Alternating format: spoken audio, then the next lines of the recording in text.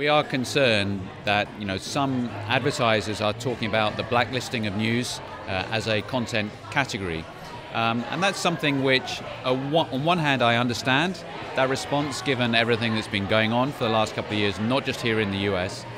But on the other hand, I do think that news does have enormous value, both commercially and socially as well. And I'm not asking everyone to develop and bring a social conscience to work, but I do think it's important that people think about the consequences of decisions such as blacklisting of news, because we would argue not all news sites are the same. Some are very, very careful and deliberate about both the editorial content and also the commercial content, and are worth advertising with. And I don't just mean the BBC here, I mean there's a number of serious journalism organisations out there trying to do a job which has always been important, and actually in today's environment is more important than ever.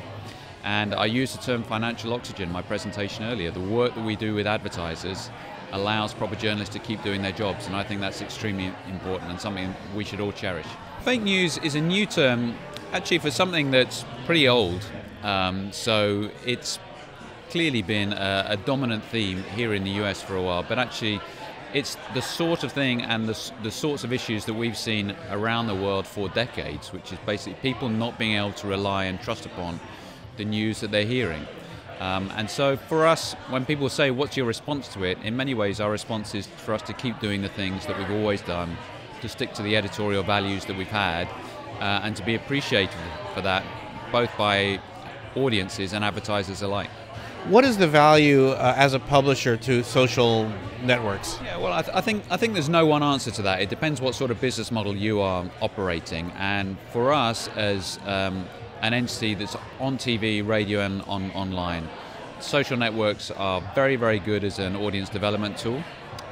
But also, we're seeing more meaningful partnerships starting to spring up together with the major social networks and the big technology giants, because to a degree they're concerned as well about what is going on in the news industry.